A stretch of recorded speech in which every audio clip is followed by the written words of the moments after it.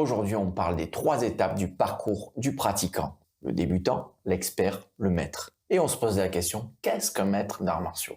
Allez, jingle. Your kung fu is pretty good. You're gonna pay.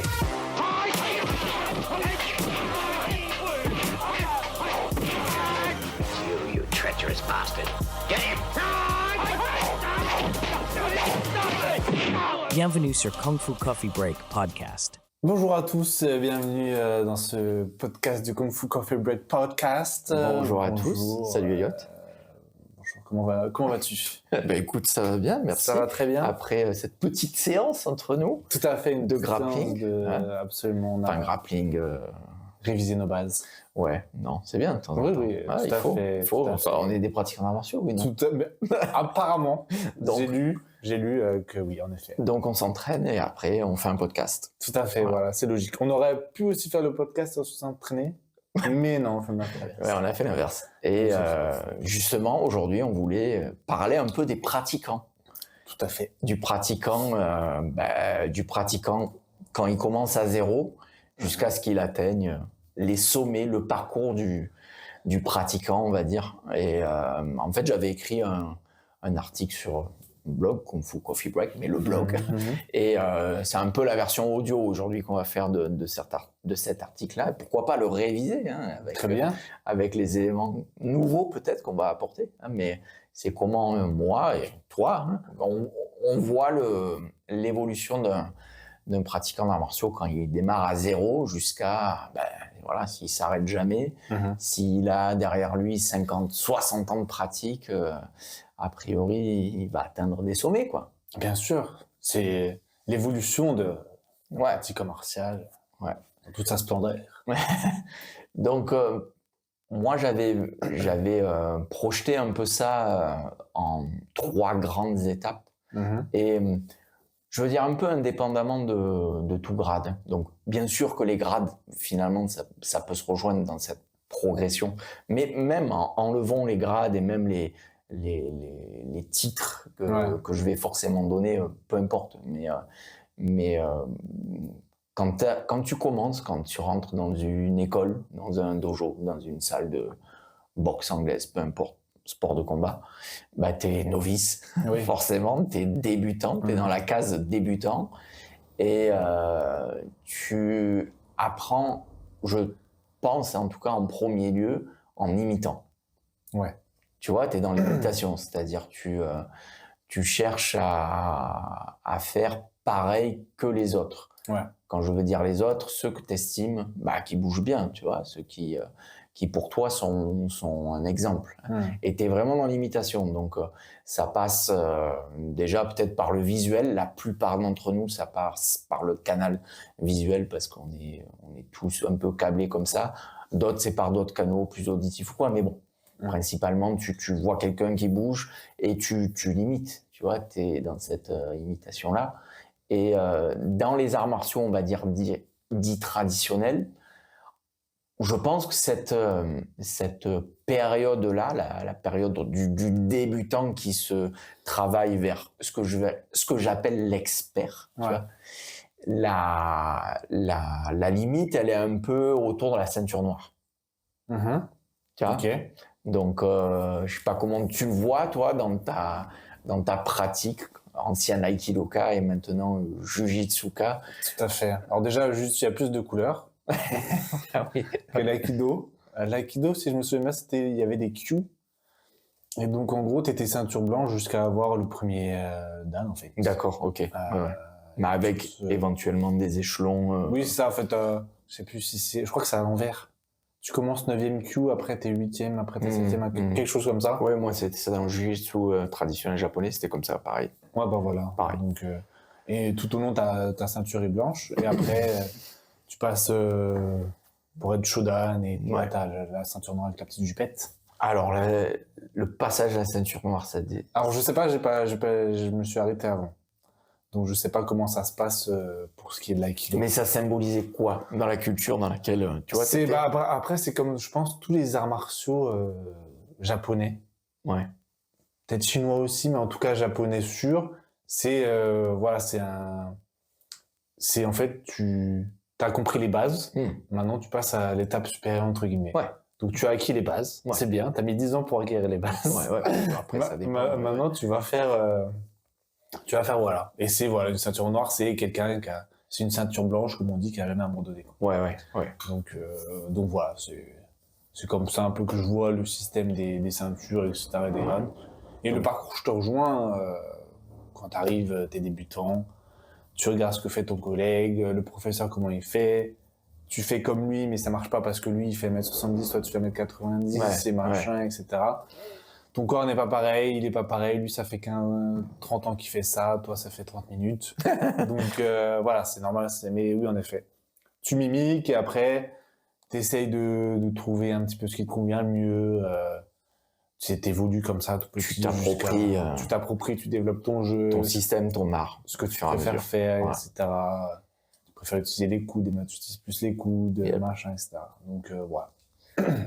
Voilà, donc je pense qu'on se rejoint sur ça. Et au final, on en a déjà parlé un épisode précédent, mais même dans les arts martiaux chinois, je pense que le système des ceintures, hein, si le système des ceintures existe, dans certains styles, je veux dire, parce que dans d'autres styles, tu vois, comme nous, par exemple, Wing Chun de la lignée de Lung Ting, on porte pas des ceintures, mais on a des degrés d'élèves et après on a des degrés techniciens, voire praticiens par la suite. Mais voilà, le passage d'élève à technicien, c'est l'équivalent d'une ceinture noire quelque part, tu vois. Et ça symbolise, je trouve, ce switch-là, alors peu importe que c'est une ceinture ou c'est un titre particulier, mais comme tu l'as dit, un acquis solide des bases, tu vois, c'est-à-dire t'es plus un simple débutant, mais voilà, t'as prouvé que tu avais des bases solides pour pouvoir aller plus loin et on se travaille vers ce que moi j'appelle l'expertise, tu vois, dans le système ou dans l'art, peu importe le style que tu pratiques, mais tu te travailles, oui, vers quelqu'un qui s'approprie vraiment ce style-là et qui en devient un représentant, qui devient un expert, tu vois, de ce système-là.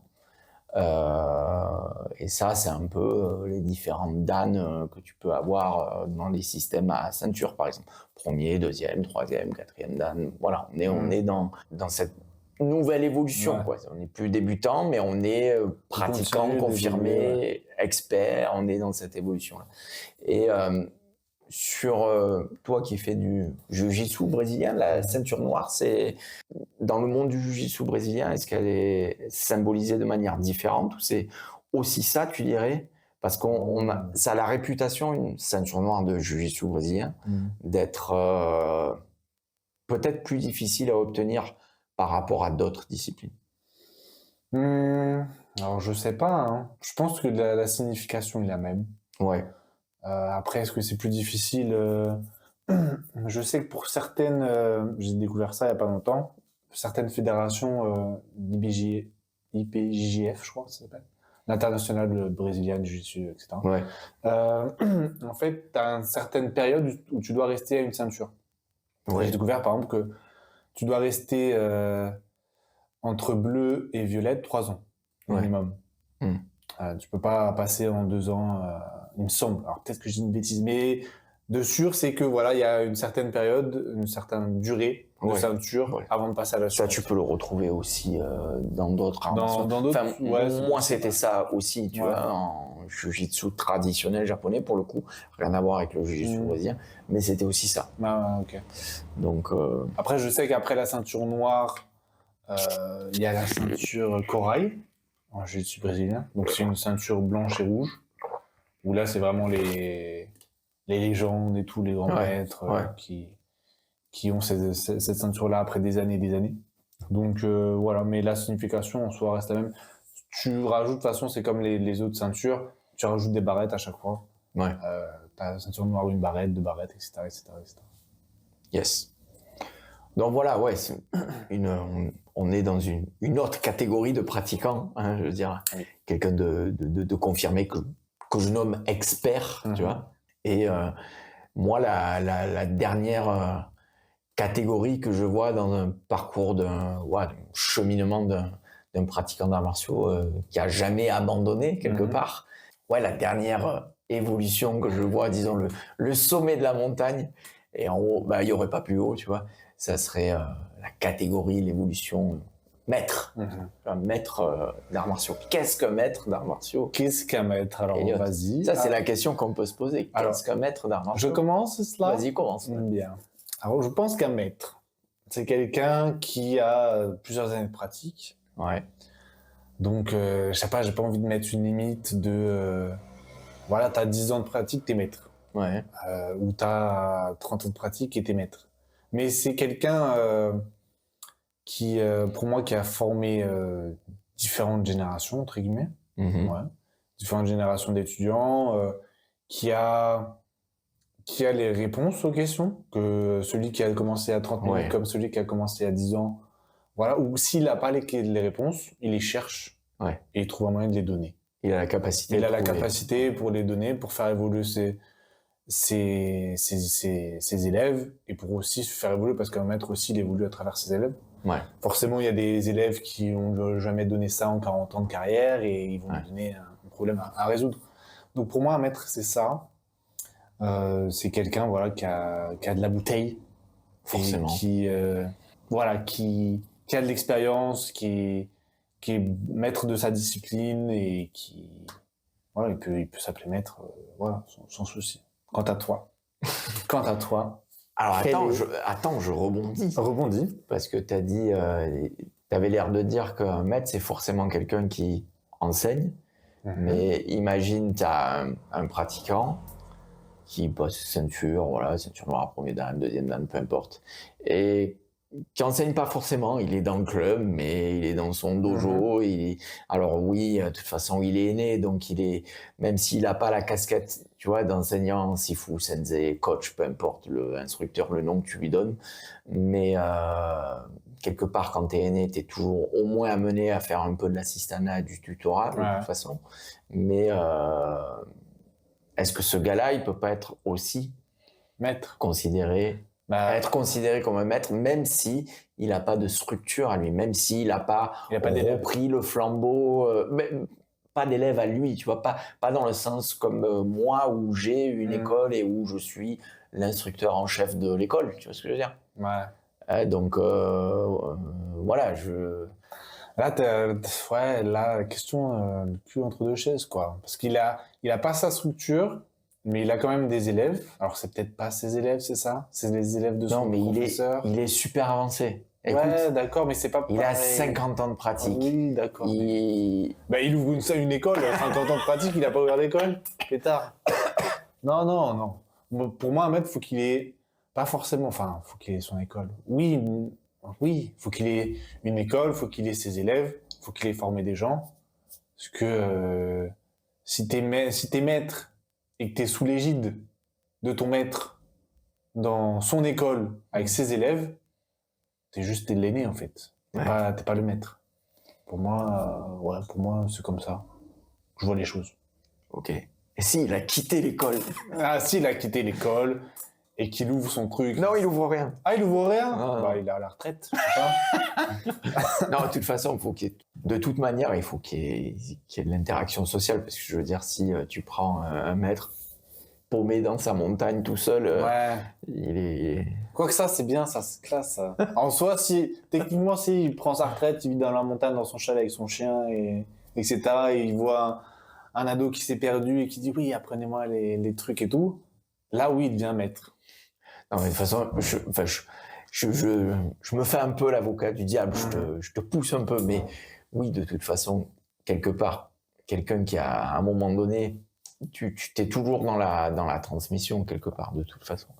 Parce que t'es un aîné, tu commences à devenir vieux et t'as forcément des choses à transmettre. Donc, que t'as une structure à toi ou que tu sois dans une école, à un moment donné, t'es quand même amené, soit très franchement, soit indirectement, à enseigner quelque part. Tu vois, tu vois, moi, de mon point de vue, alors c'est complètement subjectif, hein.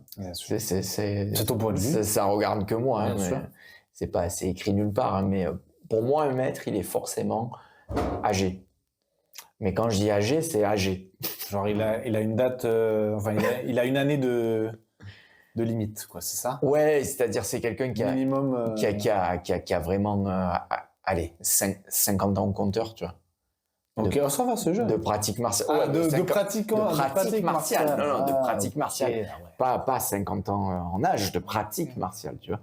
Mais bon, c'est un chiffre aléatoire. Mais je veux dire, voilà, quelqu'un qui est plutôt âgé, tu vois, qui est autour des 70 ans, tu vois. Et pour ma part, dans ma vie, il y a que deux maîtres d'arts martiaux, je dirais, que j'ai rencontrés, tu vois. Le premier, c'est maître Rodrigo Maranga, maître d'escrima aux Philippines. Et le deuxième, c'est Max Chikong, Max Sifu, qu'on a rencontré à Hong Kong il y a 2 ans en arrière. Et ces deux gars, quand je les ai rencontrés, ces deux maîtres, et ben, ils avaient chacun un passif extraordinaire dans leur art, quoi, tu vois. Maître Rodrigo, quand je l'ai rencontré, il avait plus de 50 ans de pratique en escrima, et Max Sifu, je pense que c'est pareil en hongar. Et pour moi, c'est un critère, ça, déjà. C'est-à-dire, indépendamment de tout titre qu'on peut te donner ou quoi que ce soit, mais voilà, il y a déjà cette notion de temps de pratique, d'investissement dans ton style pour pouvoir te faire appeler maître, tu vois. Et autant je suis beaucoup plus souple avec le titre Sifu, parce que c'est ce dont on a discuté au dernier podcast, c'est ce que j'ai compris de la culture chinoise, du moins la culture cantonaise à Hong Kong, quand on est allé à Hong Kong il y a 2 ans, quoi. C'est beaucoup plus souple, les gens, avec ça. Par contre, pour le titre de maître, je mets le curseur beaucoup plus haut. Et tu vois, parfois, quand tu as des gens qui rentrent dans l'école pour la première fois, les débutants, voilà, ceux qui sont vraiment à la case zéro, là, ceux dont on a parlé au début là, du podcast, des fois, ils arrivent avec un peu des a priori, je sais pas, ils ont regardé un film de kung-fu juste avant de venir, tu vois, ils rentrent dans l'école. Et ça m'est arrivé quelquefois qu'on m'appelle maître tout de suite, tu vois. Maître, tu m'appelles pas maître. Tu enlèves ce mot. Pour moi, tu vois, c'est une signification vraiment très très forte, tu vois. Donc, j'ai bien sûr beaucoup de mal avec les gens qui mettent maître de partout, tu vois. Donc, 10 ans, ça suffit pas, 20 ans non plus, 30 ans non plus. Non, pour moi, c'est quelqu'un qui est forcément vieux, qui a plus personne devant lui, tu vois. Même, je veux dire, tous ses aînés, quelque part, sont plus là. Ils sont partis et il est seul, quoi. Il n'y a plus personne devant. Ou alors, il a des alter ego, tu vois, des pères qui sont là, des pères PAIR, tu vois, des gens qui sont maîtres aussi, comme lui, qui sont de sa génération, qui ont autant de temps de pratique. Donc il peut y avoir plusieurs maîtres d'un même art martial. Bah ça dépend un peu le style, tu vois. Wing Chun qui est quand même assez développé, karaté qui est quand même assez développé, judo, tout ça. Oui, il peut en avoir plusieurs, bien sûr. On parle pas forcément de... Voilà, peut-être grand maître, ça serait peut-être un nouveau terme, mais pour moi, un des derniers grands maîtres de Wing Chun, c'est Ip Man. Il y en aura plus après lui. Grand patriarche, tu vois, Enfin, c'est avec lui que le Wing Chun s'est répandu, tu vois, dans le monde entier. Pas que grâce à lui, mais quand même, il en est pour beaucoup, tu vois. Et qui peut se réclamer être grand maître de Wing Chun. Après, il peut y avoir quelqu'un qui pop et qui unisse toutes les différentes lignées. Alors, je sais pas comment ni... Parce que bon, les arts martiaux, il y a beaucoup d'ego, donc je pense pas que ça arrive un jour. Ouais, ça me semble compliqué, en effet. C'est pour ça, ouais, je pense que... C'est bizarre, parce qu'en plus, Ip Man, il a eu des enfants et tout. Donc, ce qui fait que, normalement... Je fais un parallèle avec l'aïkido, mais voilà, au sensei, donc la famille Ueshiba, on est tous d'accord, même s'il y a différents courants, ouais. L'aiki-jujutsu, mais ça fait un peu consensus, je veux dire, ça fait un peu l'unanimité que... Il y a le fils Kishumaru, il y a le petit-fils Moritelu, Et Que il y a le- il y tu a- as rencontré, c'est Oui, ça c'est ça. J'ai rencontré il y a 10 ans maintenant, mon Dieu, il y a 10 ans, au Mbu Dojo. Et il y a l'arrière-petit-fils maintenant, Mitsuteru, qui s'appelle, je crois, Ouais. qui est assez jeune. Mais voilà, il y a la lignée, quoi. Ouais, On sait bah, qu'il y a l'arbre généalogique de l'aïkido, c'est Ueshiba. Ouais, Il y a des courants, très Ouais. bien, ok, mais il y a les boss, quoi. ouais. Et donc, c'est dommage qu'il n'y ait pas eu ça aussi au Wing Chun. Parce qu'en soi, les deux frères, je pense, ils sont brouillés à un moment donné ou quelque chose comme ça. Et après, il y a les différents élèves de différentes périodes qui... Alors, le problème dans le Wing Chun, lignée Ip Man, en tout cas de Hong Kong, toute lignée en dessous Ip Man confondue, hein, c'est que Ip Man n'a pas... Enfin, tu peux pas tellement calquer ce que tu as vécu ou ce que tu sais de la culture japonaise sur la transmission Ouais. d'un style, comme ça peut l'être d'ailleurs dans d'autres courants, comme le karaté, tout ça, où c'est quand même assez pas mal établi, tu vois, il y a une généalogie, un arbre de lignée bien franche, lui est à la tête, de toute façon c'est lui le big boss comme tu dis, et après il Ouais. passe la main. Ben, ça s'est pas fait comme ça pour Ip Man. Bah, ça s'est pas fait comme ça quand Grand Maître Ip Man à Hong Kong, il n'a pas désigné un héritier. Il l'a pas désigné. Il n'a pas dit ça sera mon fils aîné, Yip Chun. Il n'a pas dit ça sera mon fils cadet, Yip Ching, ou un de ses... Qui, déjà, hein, au passage, les fils de Ip Man ont appris véritablement avec leur père que à partir des années 1960, me semble-t-il, ils sont revenus à Hong Kong en 1962. Et Ip Man y était à partir de 1950. À 12 ans... Ouais, donc si tu prends quelqu'un comme Wong Sheng-lung, si tu prends quelqu'un comme Leung Sheng, Lo Qiu, Chu Chong-ting, tous ces gars-là étaient les signes de Yip Chun et Yip Ching. Donc, quelque part, si Ip Man avait désigné un de ses deux fils comme étant l'héritier, comment les signes de Yip Chun auraient pris le truc? Ouais, mais après, bon, oui, ça aurait fait jaser, certainement. Mais bon. Après, c'est la parole... Alors, de toute façon, il y a eu le bordel. Oui, il y a eu le bordel dans tous les cas. De toute façon, il y a eu un gros clash après. Enfin, voilà, peu importe, hein, mais ils sont tous plus ou moins tirés dans les pattes à un moment donné ou un autre, certains plus que d'autres. Mais voilà, il y a eu quand même...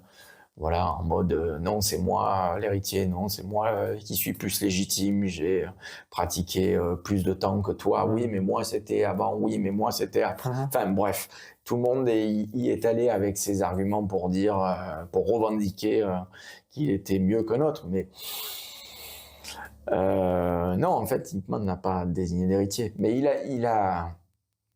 il aurait dit une phrase, tu vois, qui est dans le livre de Leung Ting, Roots of Wing Chun. Ouais. Et il aurait dit j'ai semé les graines et celui qui aura, on va dire, l'arbre le plus développé sera mon héritier légitime. Il aurait sorti une phrase comme ça. Donc bon, voilà. Est-ce que c'est bien, est-ce que c'est pas bien, est-ce que c'est vrai, est-ce que c'est faux, est-ce qu'il aurait mieux fait de, tu vois, en ne voulant pas désigner d'héritier, ça a semé un peu le chaos, mais quelque part, s'il avait fait, ça aurait semé aussi le chaos. Donc, ouais, c'est... Après, je pense que de toute façon, quand tu commences à avoir un style ou une lignée où il y a énormément de gens, tu vois, ça commence à devenir difficile qui est juste un représentant. Ouais, qui est juste un représentant ou alors il faut, je sais pas, peut-être que dans des courants comme l'aïkido ça marche bien parce que peut-être que les Japonais sont plus disciplinés, ont un respect beaucoup plus fort de tout ce sens hiérarchique là, je sais pas comment on peut dire ça là. On en a parlé un peu la dernière fois de la tradition confucianiste, peut-être c'est davantage marqué beaucoup plus en profondeur, tu vois, dans une société comme le Japon. Mais bon, quoique, je sais pas. Non, après, à voir, peut-être qu'il... Dans tous les cas, oui, ça aurait été... Et puis ça n'empêche pas l'aïkido d'avoir des sessions aussi, donc... Voilà, de Donc, toute façon, à un moment donné, il y a des... Quoi qu'il arrive, il y a... Enfin, l'histoire se reproduit tout le temps dans n'importe quel domaine, mais quand il commence à avoir des communautés, que ce soit dans les arts martiaux ou dans d'autres courants, peu importe, qui commencent à devenir grandes, à un moment donné, tu as des scissions, quoi. Tu as des scissions parce que tu as de fortes personnalités qui s'expriment, tu as des gens qui sont compétents à côté d'autres gens qui sont aussi compétents. Et alors, voilà, lequel est plus... Ben non, à un moment donné, on peut peut-être pas départager le truc. Et puis paf, de nouvelles lignées apparaissent. Ouais. Tu vois, donc voilà, grand maître, pour moi, dans le monde du Wing Chun, je pense qu'on Avec Ip Man. on en reverra plus. C'est Ip Man qui a été le dernier, je pense. Ouais. Et maintenant, éventuellement, oui, des maîtres d'arts martiaux, une fois. Si tu arrives avec voilà, énormément d'années au compteur et que tu as aussi... Enfin, tu vois, pour être un maître aussi, je trouve, il faut avoir une certaine reconnaissance de La communauté. Ouais, il faut avoir une reconnaissance d'une certaine communauté, tu vois. D'une communauté, déjà, il faut avoir une reconnaissance de ta communauté, hein, donc c'est-à-dire ton style, mais peut-être aussi d'autres, tu vois, d'autres pratiquants d'arts martiaux, d'autres maîtres qui te reconnaissent en tant que maître. En tant que maître dans ta discipline, tu vois.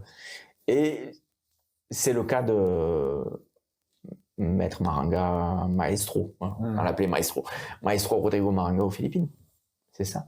Pour le coup, si tu prends Maestro Rodrigo, c'est quelqu'un qui a pas su, a pas voulu, je ne veux pas rentrer dans les détails parce que ça le regarde et je ne veux pas parler à sa place, mais de facto, c'est pas quelqu'un qui a une énorme école d'arts martiaux. C'est-à-dire le combat Eskrima Maranga aux Philippines, c'est vraiment une poignée de gars. Mais vraiment une poignée, tu vois. Ils sont quelques-uns. Hein. Un peu plus maintenant, ça s'est un peu plus développé depuis... j'y suis allé la première fois en 2013. Maintenant, ça s'est un peu plus développé, notamment peut-être grâce à son fils Rico qui commence à reprendre le flambeau. Mais même à cette époque, les années 2000, au début des années 2010, Maestro Rodrigo, c'était quelqu'un d'extrêmement réputé, reconnu à Cebu. Même si ce gars, il n'avait pas formé... 3 élèves. Ouais, carrément. Et même s'il n'avait pas formé beaucoup de personnes. Mais il était extrêmement reconnu, tu vois. Il se passe un truc à Cebu, en mode, on réunit les maîtres d'escrima de Cebu, pour faire un gala, une grande reprise. Tu peux être sûr qu'il y est. On l'oublie pas. Son invitation, il a, son carton, il a. Et il est assis à la table, tu vois, il est pair avec les autres. C'est clair et net. Donc il est reconnu, tu vois, par les autres. Et voilà. Tout le monde sait qui c'est. Même s'il n'a pas une lignée extraordinaire. Non, il suffit qu'un seul élève, hein. un seul élève, et hop, c'est bon, t'es maître, quoi. Ouais. Ça suffit. Ça suffit. Et donc, si une personne a commencé, par exemple, là, on va partir judo à 8 ans, ok? Il n'a jamais arrêté. Ouais. Donc, il a fait ça, donc à 58 ans. Ouais. Du coup, il est maître. Ouais, pour moi, ouais. Ouais, ok, d'accord. Ouais, et à 48 ans, est-ce qu'il est maître? Après 40 ans. Ouais, je dis, c'est pas forcément une question. C'est pas forcément une question. Enfin, il y a quand même un facteur temps qui pour moi est quand même assez important. Et voilà, il faut facteur temps, facteur expérience, tu vois. Et je crois qu'on a compris, mais il faut qu'il y ait une aura, quoi. Il faut qu'il se dégage une aura, tu vois. Donc, à un moment donné, il faut qu'il ait rayonné d'une manière ou d'une autre. Et toi, si on part de ma vision, de mon point de vue du mot maître, combien tu en aurais rencontré et qui? Alors, si on part de ta vision à toi, ouais, bah ouais, à peu près pareil. Du coup, il y aurait Maxi Fou et le petit-fils de Ueshiba Morihei. Après, selon ma vision à moi, il y aurait aussi le Sifu avec lequel j'ai commencé Ouais, le Wing Chun. d'accord. Et aussi certainement après les professeurs de Jiu-Jitsu que j'ai et aussi le premier professeur que j'ai pu avoir aussi en Aikido. Ouais. Donc toi, tu sais, c'est un terme que tu mettrais, le curseur, tu le mettrais un peu plus bas que moi. Plus bas, qu'est-ce que c'est péjoratif. Non, mais je pense que en soi, si ce n'est le nombre d'années que tu définis assez haut, je pense que la vision est la même.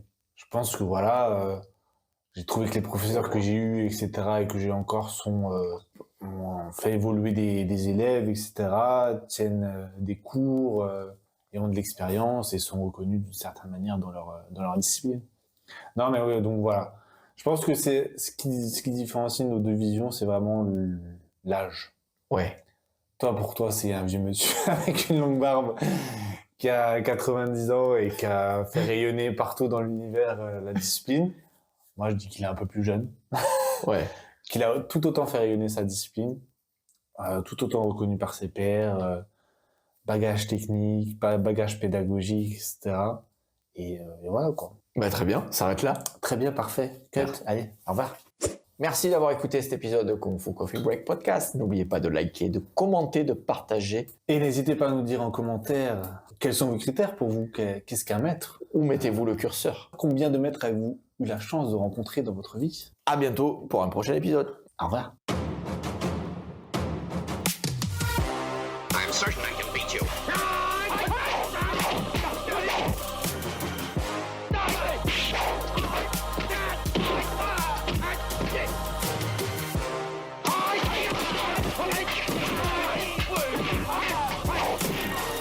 You have proved that you fight well. Now you can join us.